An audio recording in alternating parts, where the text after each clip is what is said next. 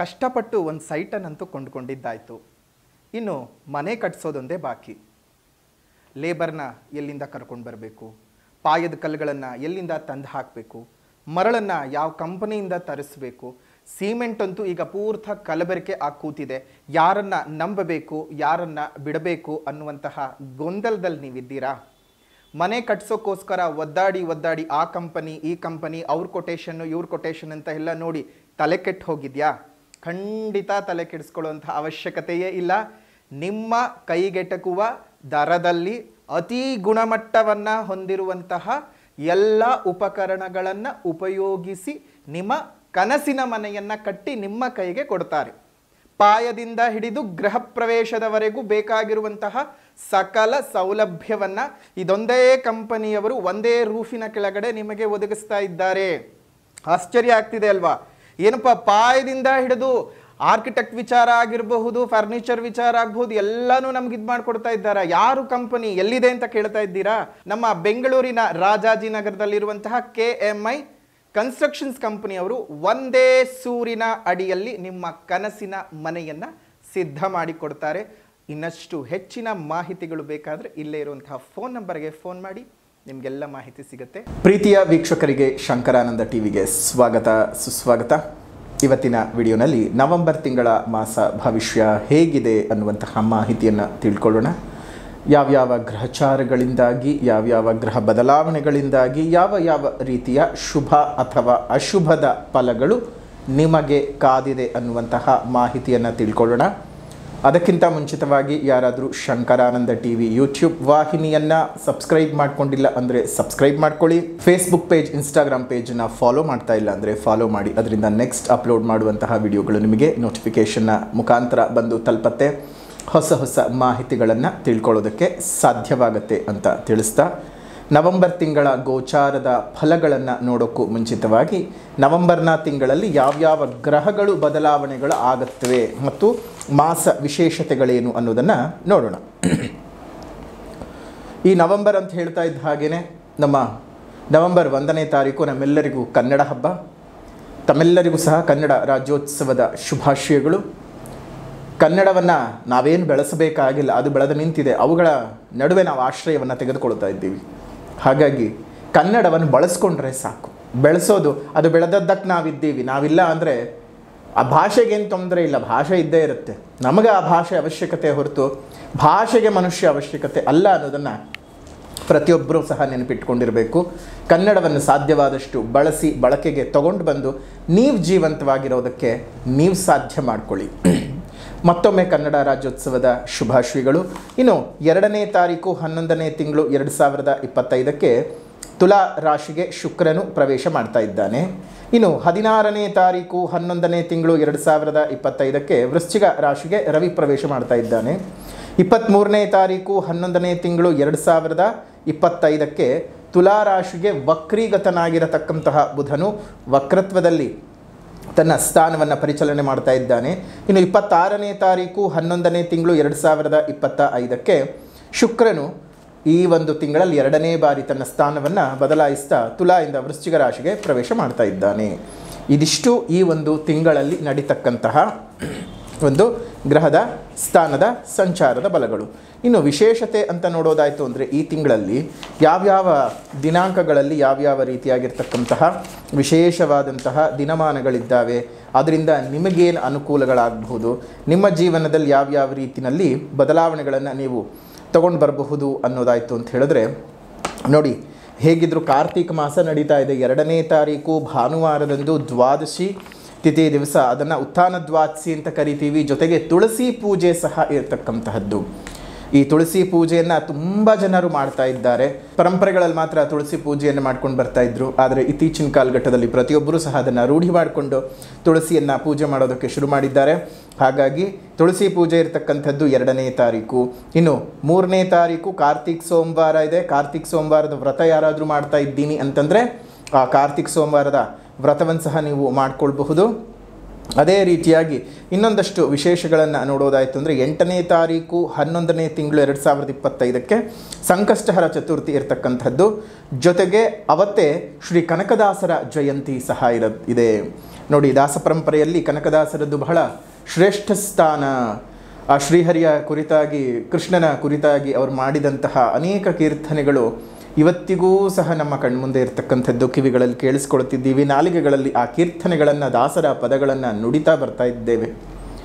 ಅದಕ್ಕೆ ಆ ಒಂದು ಕನಕದಾಸ ಜಯಂತಿ ಸಹ ಇರತಕ್ಕಂಥದ್ದು. ಅವರಿಗೂ ಸಹ ನೀವು ಆ ವಾಚ ಮನಸ ಒಂದು ಪ್ರೀತಿಯ ಒಂದು ಅರ್ಪಣೆಯನ್ನು ಮಾಡಿ. ಅದೇ ರೀತಿಯ ಕೊನೆ ಕಾರ್ತಿಕ್ ಸೋಮವಾರ ಇರ್ತಕ್ಕಂಥದ್ದು 17ನೇ ತಾರೀಕು 11ನೇ ತಿಂಗಳು 2025. ಕಾರ್ತೀಕ ಮಾಸ ಮಾಡ್ತಕ್ಕಂಥವ್ರಿಗೆ ಅದು ಬಹಳ ಪರ್ವಕಾಲ. ಕೆಲವೊಬ್ಬರಿಗೆ ವ್ರತ 4 ಅಥವಾ 5 ಸೋಮವಾರಗಳು ಬಂದ ಸಂದರ್ಭಕ್ಕೆ ವ್ರತವನ್ನು ಮಾಡ್ತಾ ಇರ್ತಾರೆ, ಕಾರ್ತೀಕ ಸೋಮವಾರದ ವ್ರತ. ಕೆಲವೊಬ್ಬರಿಗೆ ಸಾಧ್ಯ ಆಗೋದೇ ಇಲ್ಲ ಎಲ್ಲ ಸೋಮವಾರಗಳಂದು ಮಾಡಬೇಕು ಅಂತ. ಆದರೆ ಈ ಸೋಮವಾರದ ದಿವಸ, ಕೊನೆ ಕಾರ್ತೀಕ ಸೋಮವಾರದ ದಿವಸ ನೀವು ಒಂದು ವ್ರತವನ್ನು ಮಾಡೋದರಿಂದ ನಿಮಗೆಲ್ಲ ರೀತಿಯಾದಂತಹ ಪುಣ್ಯದ ಫಲಗಳನ್ನು ಸಹ ನೀವು ಪಡ್ಕೊಳ್ಬಹುದು. ದೈವ ಅನುಗ್ರಹಕ್ಕೆ, ದೇವರ ಅನುಗ್ರಹಕ್ಕೆ ಪಾತ್ರ ಆಗಬಹುದು. ಇನ್ನು 20ನೇ ತಾರೀಕು ನಿಮಗಿರುವಂಥದ್ದು ಚಟ್ಟಿ ಅಮಾವಾಸ್ಯೆ. ಚಟ್ಟಿ ಅಮಾವಾಸ್ಯೆ ಅಂತಂದರೆ ನಿಮ್ಮೆಲ್ಲರಿಗೂ ಸಹ ಗೊತ್ತಿದೆ, ಉತ್ತರ ಕರ್ನಾಟಕದಲ್ಲಿ ಬಹಳ ಪ್ರಸಿದ್ಧವಾಗಿರತಕ್ಕಂತಹದ್ದು. ಜೊತೆಗೆ 26ನೇ ತಾರೀಕು 11ನೇ ತಿಂಗಳು 2025ಕ್ಕೆ ಸ್ಕಂದಷಷ್ಠಿ ಇರತಕ್ಕಂಥದ್ದು. ನೋಡಿ, ಯಾರಿಗಾದರೂ ಈ ತುಂಬ ಸರ್ಪದೋಷಗಳಿಂದ ಬಾಧೆಗೊಳಗ್ತಾ ಇದೆ ಅಥವಾ ಬೇರೆ ಬೇರೆ ರೀತಿಯಾದಂತಹ ತೊಂದರೆ ತಾಪತ್ರೆಗಳು ಉಂಟಾಗ್ತಾ ಇದೆ ಅಂತ ನೀವೇನಾದರೂ ಯೋಚನೆ ಮಾಡ್ತಾ ಇದ್ದರೆ, ನವೆಂಬರ್ 26ನೇ ತಾರೀಕು ಸ್ಕಂದ ಷಷ್ಠಿ ದಿವಸ ನಾಗರಕ್ಕೆ ತನಿ ಎರೆದು ಪೂಜೆಯನ್ನು ಮಾಡ್ಕೊಂಡು ಬರೋದ್ರಿಂದ, ನಾಗರ ಪೂಜೆಗಳನ್ನು ಮಾಡಿಸೋದ್ರಿಂದ ಆಲ್ಮೋಸ್ಟ್ ಈ ಒಂದು ನಾಗಕ್ಕೆ ಸಂಬಂಧಪಟ್ಟಂತಹ ದೋಷಗಳಿಂದ ನೀವು ನಿವೃತ್ತರಾಗಬಹುದು. ಒಟ್ಟಾರೆಯಾಗಿ ಈ ತಿಂಗಳು ಬಹಳ ಬಹಳ ಬಹಳ ಅತ್ಯದ್ಭುತವಾಗಿರತಕ್ಕಂತಹ ಒಂದು ದಿನಮಾನಗಳು ಇರತಕ್ಕಂಥದ್ದು. ಕಾರ್ತೀಕ್ ಮಾಸ ಬೇರೆ ನಡೀತಾ ಇದೆ. ನಿಮ್ಮೆಲ್ಲರಿಗೂ ಸಹ ಶುಭವಾಗಲಿ, ಮಂಗಳವಾಗಲಿ, ನಿಮ್ಮೆಲ್ಲ ಜೀವನದಲ್ಲೂ ಸಹ ಅಭಿವೃದ್ಧಿಯಾಗಲಿ. ಇನ್ನು ಈ ಗ್ರಹದ ಸಂಚಾರದ ಫಲಗಳಿಂದ ನಿಮಗೆ ಯಾವ ರೀತಿಯಾಗಿರ್ತಕ್ಕಂತಹ ಶುಭಾಶುಭ ಫಲಗಳಿದ್ದಾವೆ ಅನ್ನೋದನ್ನು ಈಗ ಗಮನಿಸೋಣ. ನೋಡಿ, ಕರುಂಗಾಲಿ ಮಾಲೆ ಅಲ್ಲಿ ಅಂಗಡಿಯಲ್ಲಿ ಸಿಗುತ್ತೆ ಅಂತ ಹೋಗಿ ನೀವು ನೇರವಾಗಿ ತಗೊಂಡು ಬಂದು ಹಾಕ್ಕೊಳ್ಳೋದ್ರಿಂದ ಯಾವುದೇ ರೀತಿಯಾಗಿ ಉಪಯೋಗ ಇರೋದಿಲ್ಲ. ಯಾಕೆ ಅಂತ ಹೇಳಿದ್ರೆ, ಬ್ಲ್ಯಾಕ್ ಎಬೋನಿ ಮರದಿಂದ ತಯಾರಾಗುವಂತಹ ಈ ಒಂದು ವಿಶೇಷವಾದಂತಹ ಕರುಂಗಾಲಿ ಮಾಲೆಯನ್ನು ಹಾಕ್ಕೊಳ್ಬೇಕಂದ್ರೆ ಕೆಲವೊಂದು ನಿಯಮಗಳನ್ನು ನೀವು ಫಾಲೋ ಮಾಡಲೇಬೇಕು. ನೋಡಿ, ಮೊದಲನೇದಾಗಿ ನಿಮ್ಮ ಹೆಸರು, ರಾಶಿ, ನಕ್ಷತ್ರ, ಗೋತ್ರಕ್ಕೆ ಅನುಸಾರವಾಗಿ ಸಿದ್ಧಿ ಮಾಡಿ ಪೂಜಿಸಿರುವಂತಹ ಮಾಲೆಯನ್ನು ಮಾತ್ರವೇ ನೀವು ಧರಿಸಬೇಕು. ಅದ್ರ ಜೊತೆಗೆ ಕೆಲವೊಂದು ನಿಯಮಗಳಿದ್ದಾವೆ. ಏನಪ್ಪ ನಿಯಮಗಳು ಅಂತ ಹೇಳಿದ್ರೆ, ಸಾವಿನ ಮನೆಗೆ, ಸೂತಕದ ಮನೆಗೆ ಹೋಗಬಾರ್ದು, ಇದನ್ನು ಧರಿಸಿಕೊಂಡು ಮಲಕ್ಕೊಳ್ಬಾರ್ದು, ಇದನ್ನು ಧರಿಸಿ ಶೌಚಾಲಯಗಳನ್ನು, ಸ್ನಾನಗಳನ್ನು ನೀವು ಮಾಡಬಾರ್ದು. ಅದೇ ರೀತಿಯಾಗಿ ಯಾವುದೇ ರೀತಿಯಾಗೂ ಸ್ಮಶಾನಗಳಿಗೆ ಮಾಲೆಯನ್ನು ಧರಿಸಿ ನೀವು ಹೋಗಬಾರ್ದು. ಇನ್ನು ಆಹಾರದ ವಿಚಾರ ಅಂತ ಬಂದಾಗ, ಆಹಾರದಲ್ಲಿ ನಿಮಗಂಥ ಯಾವುದೇ ರೀತಿಯಾದ ರಿಸ್ಟ್ರಿಕ್ಷನ್ ಏನೂ ಇಲ್ಲ. ಯಾಕಂದರೆ ಇದು ಮೂಲತಃವಾಗಿ ಆಹಾರವನ್ನು ಮೀರಿದಂಥದ್ದು ಆಗಿರೋದ್ರಿಂದ ಕೆಲವೊಂದು ಎನರ್ಜಿಗಳು ನಿಮ್ಮ ದೇಹದಲ್ಲಿ ಆಹಾರದಿಂದ ಏನು ಬರೋದಿಲ್ಲ, ನಮ್ಮ ರೀತಿ ಮತ್ತು ನಡವಳಿಕೆಯಿಂದ ಬರುತ್ತೆ. ಸಿದ್ಧಿ ಮಾಡಿ ಪೂಜೆ ಹೇಗೆ ಸಿಗುತ್ತೆ, ಏನು ಮಾಡಬೇಕು ಅಂತ ಅಂದ್ಕೊಳ್ತಿದ್ದೀರಾ? ಏನೂ ಇಲ್ಲ, ಸ್ವತಃ ನಾವೇ ನಿಮ್ಮ ಹೆಸರು, ರಾಶಿ, ನಕ್ಷತ್ರ, ಗೋತ್ರಕ್ಕೆ ಅನುಸಾರವಾಗಿ ಸಿದ್ಧಿ ಮಾಡಿ ಪೂಜಿಸಿ ನಿಮ್ಮ ಮನೆಗೆ ಕಳುಹಿಸಿಕೊಡ್ತೇವೆ. ಈ ಒಂದು ಮಾಲೆಯನ್ನು ಧರಿಸ್ಕೊಂಡು ನಿಮ್ಮ ಜೀವನವನ್ನು ಸರಿ ಮಾಡ್ಕೊಳ್ಳಿ. ಮಾಟಮಂತ್ರ ದೋಷ, ಕೃತಿಮ ದೋಷ, ಜೀವನದಲ್ಲಿ ಅಭಿವೃದ್ಧಿ ಇಲ್ಲ, ಬೆಳವಣಿಗೆ ಇಲ್ಲ, ತುಂಬ ಕಷ್ಟಪಡ್ತಾ ಇದ್ದೀನಿ ಅನ್ನುವಂಥವರು ಈ ಮಾಲೆಯನ್ನು ನಿಮ್ಮ ಹೆಸರಿನ ಪ್ರಕಾರ ಸಿದ್ಧಿ ಮಾಡಿಕೊಂಡು ಧರಿಸ್ಕೊಳ್ಳಿ. ಶುಭವಾಗಲಿ, ಮಂಗಳವಾಗಲಿ. ಬೇಕಾದವರು ಇಲ್ಲಿರುವಂಥ ಫೋನ್ ನಂಬರ್ಗೆ ಆರ್ಡರ್ ಮಾಡಿ ನಿಮ್ಮ ಮನೆ ಬಾಗಿಲಿಗೆ ಬರುತ್ತೆ. ಶುಭವಾಗಲಿ. ಕುಂಭರಾಶಿಯವರಿಗೆ ಯಾವ ರೀತಿಯಾಗಿರ್ತಕ್ಕಂತಹ ಶುಭ ಫಲಗಳಿದ್ದಾವೆ ನವೆಂಬರ್ನ ತಿಂಗಳಲ್ಲಿ ಅಂತ ನೋಡೋಣ. ನೋಡಿ, ರಾಶಿಯಲ್ಲಿರ್ತಕ್ಕಂತಹ ರಾಹು, ದ್ವಿತೀಯದ ಶನಿ, ಷಷ್ಠದ ಗುರು, ಸಪ್ತಮದ ಕೇತು, ಅದೇ ರೀತಿಯಾಗಿ ಭಾಗ್ಯದ ಬುಧ, ಕರ್ಮಸ್ಥಾನದಲ್ಲಿ ರವಿ, ಕುಜ, ಶುಕ್ರರ ಪ್ರಭಾವ ಇಷ್ಟೆಲ್ಲ ಉಂಟಾಗಿರುವಂಥದ್ದು. ಇಷ್ಟು ದಿವಸ ಗುರುಬಲ ಇತ್ತು. ಈ ತಿಂಗಳು ಗುರುಬಲ ಸಂಪೂರ್ಣವಾಗಿ ಇರೋದಿಲ್ಲ. ಕಾರಣ, ಷಷ್ಠಕ್ಕೆ ಬರ್ತಾ ಇದ್ದಾನೆ. 6ನೇ ಮನೆಯಲ್ಲಿರ್ತಕ್ಕಂತಹ ಗುರುವಿನ ಪ್ರಭಾವ ನಿಮಗೆ ಅನುಕೂಲವನ್ನು ಏನು ಮಾಡಿಕೊಡೋದಿಲ್ಲ. ಒಂದಷ್ಟು ರೋಗ ರುಜಿನಗಳನ್ನು ಜಾಸ್ತಿ ಮಾಡುವಂಥದ್ದು, ದೈಹಿಕ ಕಾಯಿಲೆಗಳನ್ನು ಜಾಸ್ತಿ ಮಾಡ್ತಕ್ಕಂಥದ್ದು ಈ ರೀತಿಯಾಗಿ ಆಗುತ್ತೆ. ರಾಶಿಯಲ್ಲೇ ಇರತಕ್ಕಂತಹ ರಾಹುವಿನ ಪ್ರಭಾವ ದೈಹಿಕವಾಗಿ ಅನಾರೋಗ್ಯಗಳನ್ನು ತಂದುಕೊಡುವಂಥದ್ದು ಇನ್ನಷ್ಟು ವೃದ್ಧಿ ಆಗುತ್ತೆ. ನೋಡಿ, ಷಷ್ಠದಲ್ಲಿ ಗುರು, ರಾಶಿಯಲ್ಲಿ ರಾಹು, ಎರಡರ ಪ್ರಭಾವದಿಂದ ವಿಪರೀತವಾಗಿರತಕ್ಕಂತಹ ಅನಾರೋಗ್ಯಗಳು, ಅದರಲ್ಲೂ ನಿಮಗೆ ಈ ಭುಜ ಎದೆ ಭಾಗದಲ್ಲಿ ಜಾಸ್ತಿ ನೋವುಗಳುಂಟಾಗ್ತಕ್ಕಂಥದ್ದು. ಇನ್ನು ರಾಹು ಬಂದು ಕುಂಭರಾಶಿ ನಿಮ್ಮ ಸ್ವಸ್ಥಾನದ ರಾಶಿಯಲ್ಲೇ ಇರೋದ್ರಿಂದ ಒಂದು ರೀತಿಯಾಗಿ ಅನಾನುಕೂಲತೆಗಳನ್ನು ಹೆಚ್ಚಿಗೆ ಮಾಡಿಕೊಡ್ತಾನೆ. ಈ ಮಂಡಿಯಿಂದ ಕೆಳಭಾಗದಲ್ಲಿ ಇದ್ದಕ್ಕಿದ್ದ ಹಾಗೆ ನೋವುಗಳು ಜಾಸ್ತಿ ಆಗುವಂಥದ್ದು, ನರವ್ಯೂಹದ ಸಮಸ್ಯೆಗಳು, ವ್ಯಾರಿಕೋಸ್ ಇದ್ದರೆ, ಡಯಾಬಿಟಿಕ್ ಪೇಷಂಟ್ಸ್ ಯಾರಾದರೂ ಇತ್ತು ಅಂದರೆ ಡಯಾಬಿಟಿಸ್ ಜಾಸ್ತಿ ಆಗ್ತಕ್ಕಂಥದ್ದು, ಹೀಗೆ ಒಂದಲ್ಲ ಒಂದು ಅನಾರೋಗ್ಯದ ತೊಂದರೆಗಳನ್ನು ನಿಮಗೆ ತಂದುಕೊಡ್ತಾನೆ. ಇನ್ನು ಧನಸ್ಥಾನಾಧಿಪತಿಯಾಗಿರ್ತಕ್ಕಂತಹ ಗುರುವು ಷಷ್ಠದಲ್ಲಿ ಬರಬೇಕಾದಂತಹ ಹಣಕಾಸುಗಳು ಯಾವುದು ಸರಿಯಾದ ಸಮಯಕ್ಕೆ ಬರಲ್ಲ, ಬರಬೇಕಾಗಿರ್ತಕ್ಕಂಥದ್ದೆಲ್ಲ ಅಲ್ಲಲ್ಲಲ್ಲಲ್ಲೇ ಸ್ಟ್ರಕ್ ಆಗೋದು, ಬರದೇ ಹೋಗೋದು, ಆನ್ ಟೈಮ್ಗೆ ಏನು ತಗೊಳ್ಳೋದಕ್ಕೆ ಸಾಧ್ಯ ಆಗಲ್ಲ, ಹೀಗೆ ಒಂದಲ್ಲ ಒಂದು ತಾಪತ್ರೆಗಳನ್ನು ಅನುಭವಿಸಬೇಕಾಗತ್ತೆ. ಇನ್ನು ಇದನ್ನು 7.5 ಅಂತ ಬೇರೆ ಹೇಳಬೇಕಾಗತ್ತೆ. ಇದನ್ನು ನೋಡಿ, ಇದನ್ನು 7.5 ಅಂತ ಬೇರೆ ಹೇಳಬೇಕಾಗತ್ತೆ. 7.5 ಅಂತ ಬಂದಾಗ ನಾವು ತುಂಬ ಬಾರಿ ಹೇಳ್ತಾ ಇರ್ತೇವೆ, ಪ್ರತಿ ವಿಡಿಯೋನಲ್ಲೂ ಹೇಳ್ತಾ ಇರ್ತೇವೆ. ಇದು ಎಷ್ಟನೇ ಬಾರಿ ನಡೀತಾ ಇದೆ ಅಂತ ತಿಳ್ಕೊಳ್ಳಿ. ಮೊದಲನೇ ಬಾರಿಯ, ಎರಡನೇ ಬಾರಿಯ, ಮೂರನೇ ಬಾರಿಯ ಅಂತ ತಿಳ್ಕೊಂಡು ನೀವು ಹೆಜ್ಜೆಯನ್ನು ಇಡ್ತಾ ಬನ್ನಿ. ಅದರಿಂದ ನಿಮ್ಗೆ ಅನುಕೂಲಗಳು ಹೆಚ್ಚಿಗೆ ಆಗತ್ತೆ. ಮೊದಲನೇ ಬಾರಿ ಮತ್ತು ಮೂರನೇ ಬಾರಿ ಆಗಿದ್ದರೆ ಮಾತ್ರವೇ ತೊಂದರೆಯೇ ಹೊರತು ಬೇರೆ ಇನ್ನೇನು ತೊಂದರೆ ಇಲ್ಲ. ಮೊದಲನೇ ಬಾರಿ ಮತ್ತು ಮೂರನೇ ಬಾರಿ ಆಗಿದ್ದರೆ ಮಾತ್ರ ತೊಂದರೆ. ಎರಡನೇ ಬಾರಿ ಬಂದಾಗ ಅದು ಬಹಳ ಯೋಗದ ಫಲಗಳನ್ನೇ ತಂದುಕೊಡುತ್ತೆ. ಅದರಲ್ಲೂ ಮಕರ ಮತ್ತು ಕುಂಭರಾಶಿಯವರಿಗೆ ಅಂತಹ ತುಂಬ ಕೆಡಕನ್ನು ಮಾಡೋದಿಲ್ಲ. ಕಾರಣ ತನ್ನದೇ ಆದಂತಹ ರಾಶಿಯಾಗಿರೋದ್ರಿಂದ ಎಲ್ಲೋ ಒಂದು ಕಡೆ ಸಾಫ್ಟ್ ಕಾರ್ನರ್ ಶನಿಗೆ ಖಂಡಿತವಾಗಿಯೂ ಇದ್ದೇ ಇರುತ್ತೆ. ಆ ಒಂದು ರಾಶಿಗಳಲ್ಲಿ ಸಂಚಾರ ಮಾಡಬೇಕಾದಾಗ ಆ ರಾಶಿಯಲ್ಲಿ ಹುಟ್ಟಿರ್ತಕ್ಕಂತಹ ಜನರಿಗೆ ಅವರವರ ಕರ್ಮಾನುಸಾರೇಣ ಫಲಗಳನ್ನು ಕೊಟ್ಟೇ ಕೊಡ್ತಾನೆ. ಬಟ್ ಬೇರೆದಕ್ಕೆ ಕಂಪೇರ್ ಮಾಡಿದ್ರೆ ನಿಮ್ಗೊಂದು ಸ್ವಲ್ಪ ಕಡಿಮೆ ಅಂತಲೇ ಹೇಳಬೇಕಾಗತ್ತೆ. ಸೊ ಒಂದು ಸಲ ನಿಮ್ಮ ಜನ್ಮ ಜಾತಕವನ್ನು ತೋರಿಸ್ಕೊಳ್ಳಿ. ಎಷ್ಟನೇ ಬಾರಿ 7.5 ನಡೀತಿದೆ, ಮೊದಲನೇ ಬಾರಿ ನಡೀತಿದೆಯಾ, ಎರಡನೇ ಬಾರಿ ನಡೀತಿದೆಯಾ, ಮೂರನೇ ಬಾರಿ ನಡೀತಿದೆಯಾ ತಿಳ್ಕೊಳ್ಳಿ. ಈಗ ಸದ್ಯಕ್ಕೆ ಯಾವ ರೀತಿಯಾದ ದಶ ಭುಕ್ತಿ ಅಂತರ್ಭುಕ್ತಿಗಳು ನಡೀತಿದೆ, ಈಗಿರುವಂತಹ ಗೋಚಾರದ ಫಲಕ್ಕೂ ನಿಮ್ಮ ಜನ್ಮಜಾತಕದ ಫಲಕ್ಕೂ ಇರುವಂತಹ ವ್ಯತ್ಯಾಸಗಳನ್ನು ತಿಳ್ಕೊಳ್ಳಿ. ಯಾಕಂದರೆ ಗೋಚಾರದ ಫಲಗಳು ನಾವು ಈಗ ಹೇಳ್ತಕ್ಕಂಥದ್ದು ಕೇವಲ 20 ಭಾಗ ಮಾತ್ರ.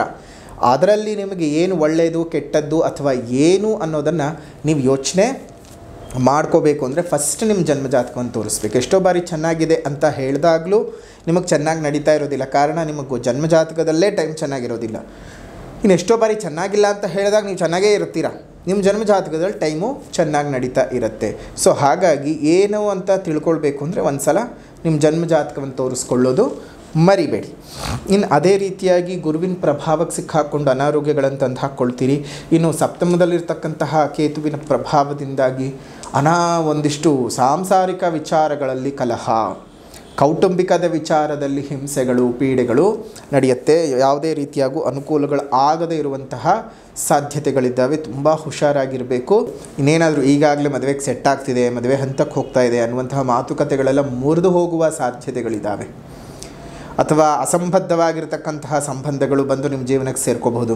ಅಯ್ಯೋ ತುಂಬ ಚೆನ್ನಾಗಿದೆ ಸಂಬಂಧ, ಅವ್ರು ಹಾಗೆ ಇವ್ರು ಹೀಗೆ ಅಂತ ಹೇಳಿ ನಿಮಗೆ ಮೋಸ ಹೋಗುವ ಸಾಧ್ಯತೆಗಳು ಅತ್ಯಧಿಕವಾಗಿರುತ್ತೆ. ಯಾಕಂದರೆ ರಾಹು ಮತ್ತು ಕೇತುವಿನ ಪ್ರಭಾವಕ್ಕೆ ಸಿಲುಕು ಹಾಕ್ಕೊಂಡ್ರೆ ಆ ರೀತಿಯಾಗೇ ಇರುತ್ತೆ. ಹಾಗಾಗಿ ಸ್ವಲ್ಪ ಯೋಚನೆ ಮಾಡಿ ಹೆಜ್ಜೆನ ಇಡ್ತಾ ಬನ್ನಿ. ಯಾವುದಕ್ಕೂ ಸಹ ನೀವು ಒಂದು ಯೋಚನೆ ಮಾಡದೆ ಹೆಜ್ಜೆ ಇಟ್ಟರೆ ಮುಂದಿನ ದಿನಗಳಲ್ಲಿ ನೀವೇ ಒಂದು ರೀತಿಯಾಗಿ ಕಷ್ಟವನ್ನು ಅನುಭವಿಸಬೇಕಾಗತ್ತೆ. ಹುಷಾರಾಗಿ ಇರಬೇಕು. ಇನ್ನು ಭಾಗ್ಯಸ್ಥಾನದಲ್ಲಿರುವಂತಹ ಬುಧನು ಒಂದಷ್ಟು ಪರವಾಗಿಲ್ಲ, ಎಷ್ಟೇ ಅನಾರೋಗ್ಯಗಳಾದರೂ ಏನೇ ತೊಂದರೆ ತಾಪತ್ರೆಗಳಾದರೂ ಅದನ್ನು ನೀಗಿಸಿಕೊಂಡು ಹೋಗುವಂತಹ ಒಂದು ಭಾವವನ್ನು ತಂದುಕೊಡ್ತಾನೆ. ಇನ್ನು 10ನೇ ಮನೆಯಲ್ಲಿರ್ತಕ್ಕಂತಹ ರವಿ ಶುಕ್ರ ಕುಜನ ಪ್ರಭಾವ ಕೆಲಸ ಕಾರ್ಯಗಳಲ್ಲಿ ಅಂತಹ ತೊಂದರೆ ತಾಪತ್ರೆಗಳನ್ನು ಅನುಭವಿಸೋದಕ್ಕೆ ಬಿಡೋದಿಲ್ಲ. ಒಂದು ಹಂತಕ್ಕೆ ನಿವಾರಣೆ ಮಾಡ್ಕೊಳ್ತಾ ಹೋಗ್ತಾ ಇರ್ತಾನೆ. ಇನ್ನು ನವೆಂಬರ್ನ ತಿಂಗಳಲ್ಲಿ ಕುಂಭರಾಶಿಯವರಿಗೆ ಏನೇ ನಿರ್ಧಾರಗಳನ್ನು ಮಾಡಬೇಕಾದ್ರೂ ಒಂದಲ್ಲ ಒಂದು ರೀತಿಯಲ್ಲಿ ಯೋಚನೆ ಮಾಡಿ ಯೋಜನಾಪೂರ್ವಕವಾಗಿಯೇ ನೀವು ಹೋಗ್ತಕ್ಕಂತಹದ್ದು ಅತ್ಯುತ್ತಮವಾದಂತಹದ್ದು. ಹೊಸ ಮನೆ ಖರೀದಿ ಪ್ರಯತ್ನಗಳು ಅಥವಾ ಸ್ಥಿರಾಸ್ತಿಯ ಖರೀದಿ ಪ್ರಯತ್ನಗಳನ್ನು ನೀವು ಮಾಡ್ತಾಯಿದ್ರೆ ಯೋಚನೆ ಮಾಡಿ ಸುಮ್ಮನೆ ಪೇಪರ್ಸ್ಗಳೆಲ್ಲ ಡಾಕ್ಯುಮೆಂಟೇಷನ್ಗಳನ್ನೆಲ್ಲ ಕರೆಕ್ಟಾಗಿ ಕರೆಕ್ಟಾಗಿ ಡಾಕ್ಯುಮೆಂಟ್ಸ್ಗಳನ್ನೆಲ್ಲ ಕರೆಕ್ಟಾಗಿ ನೀವು ಒಂದು ಲೀಗಲ್ ಅಡ್ವೈಸ್ನ ತಗೊಳ್ಳದೆ ಯಾವುದೇ ರೀತಿಯಾಗೂ ಹೆಜ್ಜೆ ಇಡಕ್ಕೆ ಹೋಗೋದು ಬೇಡ. ಇದ್ದಕ್ಕಿದ್ದ ಹಾಗೆ ಮಾನಸಿಕವಾಗಿ ದೈಹಿಕವಾಗಿ ಬಹಳ ಒಂದು ಯೋಚನೆಗಳು ಬರ್ತಕ್ಕಂತಹದ್ದು. ಎಲ್ಲೆಲ್ಲೋ ಒಂದು ಕಡೆ ಸಿಕ್ಕಾಕೊಂಡ್ಬಿಟ್ಟು ಭಾವಾತ್ಮಕವಾಗಿ ಏನೇನೋ ಯೋಚನೆ ಮಾಡ್ತೀರಿ. ನಿಮ್ಮನ್ನು ದುರುಪಯೋಗ ಪಡಿಸಿಕೊಳ್ಳುವಂಥವ್ರ ಸಂಖ್ಯೆಗಳು ಜಾಸ್ತಿ ಆಗಬಹುದು. ಸಹೋದ್ಯೋಗಿಗಳೊಟ್ಟಿಗೆ ಭಿನ್ನಾಭಿಪ್ರಾಯಗಳು ಬರಬಹುದು. ನಿಮ್ಮ ಶ್ರಮಕ್ಕೆ ತಕ್ಕ ಪ್ರತಿಫಲ ಸಿಗದೆ ಹೋಗಬಹುದು. ಹಣದ ವಿಚಾರದಲ್ಲಿ ಬೇರೆ ಯಾರ ಮಾತನ್ನೂ ಸಹ ನೀವು ಕೇಳಕ್ಕೆ ಹೋಗೋದು ಬೇಡ. ಹಣಕಾಸಿನ ವಿಚಾರದಲ್ಲಿ ನಿಮಗೆ ತೊಂದರೆಗಳು ಉಂಟಾಗ್ತಕ್ಕಂಥದ್ದು ಈ ರೀತಿಯಾಗುತ್ತೆ. ಹುಷಾರಾಗಿರಿ. ಇದನ್ನೆಲ್ಲ ನಿಮ್ಮ ಜೀವನದಲ್ಲಿ ಅಳವಡಿಸ್ಕೊಂಡು ಹೆಜ್ಜೆ ಇಡ್ತಾ ಹೋಗಿ. ಇನ್ನು ಪರಿಹಾರ ಅಂತ ಬಂದಾಗ ಮೊದಲನೇದಾಗಿ ಸಾಮಾಜಿಕ ಪರಿಹಾರ. ಪ್ರಕೃತಿಯನ್ನು ಉಳಿಸಿ, ಪ್ರಕೃತಿಯನ್ನು ಬೆಳೆಸಿ, ಇನ್ನಿತರ ಜೀವ ಜಂತುಗಳಿಗೆ ಒಂದಿಷ್ಟು ಆಶ್ರಯ ಆಗಿರಿ. ಮುಂದಿನ ಪೀಳಿಗೆಯ ಉಸಿರು ಚೆನ್ನಾಗಿರಬೇಕಂದ್ರೆ ಹಿಂದೆ ಹಸಿರನ್ನು ಉಳಿಸ್ಕೊಳ್ಬೇಕು. ಹಸಿರನ್ನು ಉಳಿಸ್ಕೊಳ್ಳೋದ್ರ ಬಗ್ಗೆ ಜಾಗೃತರಾಗಿರಿ. ಸಾಧ್ಯವಾದ ಕಡೆ ಗಿಡಗಳನ್ನು ನೆಟ್ಟು ಪೋಷಣೆ ಮಾಡಿ. ಮತ್ತು ನಿಮ್ಮ ಸುತ್ತಮುತ್ತ ಇರುವಂತಹ ಉದ್ಯಾನವನಗಳಲ್ಲಿ ಒಂದೊಂದು ಹಣ್ಣಿನ ಗಿಡಗಳನ್ನು ಕೊಟ್ಟು ಪೋಷಣೆ ಮಾಡೋಕ್ಕೆ ಹೇಳಿ. ನೀವು ಕೊಡುವಂತಹ ಆ ಹಣ್ಣಿನ ಗಿಡಗಳು ಅನೇಕ ಪ್ರಾಣಿಗಳಿಗೆ, ಪಕ್ಷಿಗಳಿಗೆ ಆಹಾರಕ್ಕೆ ಆಸರೆಯಾಗುತ್ತೆ. ಅಷ್ಟು ಮಾತ್ರ ಅಲ್ಲ, ಮುಂದೆ ಅವುಗಳು ಬೆಳೆದು ನಿಂತ ಕಾಲಕ್ಕೆ ಇಡೀ ಪ್ರಕೃತಿಯನ್ನು, ಪರಿಸರವನ್ನು ಕಾಪಾಡುತ್ತೆ. ನಮ್ಮೆಲ್ಲರಿಗೂ ಪ್ರಾಣವಾಯು, ಅವೆಲ್ಲಕ್ಕೂ ಪ್ರಾಣಕ್ಕಾಧಾರವಾಗಿರುವಂತಹ ಆಹಾರ ಎರಡೂ ಸಹ ಸಿಗೋ ಹಾಗೆ ಆಗುತ್ತೆ. ಶುಭವಾಗಲಿ, ಮಂಗಳವಾಗಲಿ. ಸಾಮಾಜಿಕ ಪರಿಹಾರದ ನಂತರದಲ್ಲಿ ಆಧ್ಯಾತ್ಮಿಕ ಪರಿಹಾರ. ಆಧ್ಯಾತ್ಮಿಕ ಪರಿಹಾರ ಅಂತ ಬಂದಾಗ ಈ ಒಂದು ತಿಂಗಳಲ್ಲಿ ನವಗ್ರಹ ಕವಚಂ ಸ್ತೋತ್ರದ ಪಠಣವನ್ನು ಪ್ರತಿದಿನ ಬೆಳಗ್ಗೆ 5 ಗಂಟೆ ಒಳಗಡೆ ಪಠಣವನ್ನು ಮಾಡ್ತಾ ಬನ್ನಿ. ನವಗ್ರಹ ಕವಚ ಈ ಸ್ತೋತ್ರವನ್ನು ಪಠಣ ಮಾಡ್ತಾ ಬರೋದರಿಂದ ಬಹಳ ಅನುಕೂಲತೆಗಳು ಉಂಟಾಗುತ್ತೆ. ನಿಮ್ಮ ಜೀವನದಲ್ಲಿರುವಂತಹ ಎಲ್ಲ ಕಷ್ಟಗಳು ಸಹ ದೂರಾಗಿ ಒಂದಿಷ್ಟು ಹೊಂಬೆಳಕು ಮೂಡುತ್ತೆ ಅಂತ ಹೇಳ್ತಾ ಈ ಒಂದು ಕುಂಭ ರಾಶಿಯವರ ನವೆಂಬರ್ ತಿಂಗಳ ಮಾಸ ಭವಿಷ್ಯವನ್ನು ಇಲ್ಲಿಗೆ ಮುಕ್ತಾಯ ಮಾಡೋಣ. ವಿಡಿಯೋ ಇಷ್ಟ ಆಗಿದ್ದರೆ ಲೈಕ್ ಮಾಡಿ, ಶೇರ್ ಮಾಡಿ, ಕಮೆಂಟ್ ಮಾಡಿ. ಮತ್ತೊಂದು ವಿಡಿಯೋನಲ್ಲಿ ಭೇಟಿ ಮಾಡ್ತೇವೆ. ಅಲ್ಲಿವರೆಗೂ ನಮಸ್ಕಾರ. ಲೋಕ ಸಮಸ್ತ ಸುಖಿನೋ ಭವಂತು, ಸಕಲ ಸನ್ಮಂಗಳಾನಿ ಭವಂತು, ಸರ್ವೇ ಜನಾಃ ಸುಖಿನೋ ಭವಂತು, ಸಮಸ್ತ ಸನ್ಮಂಗಳಾನಿ ಭವಂತು.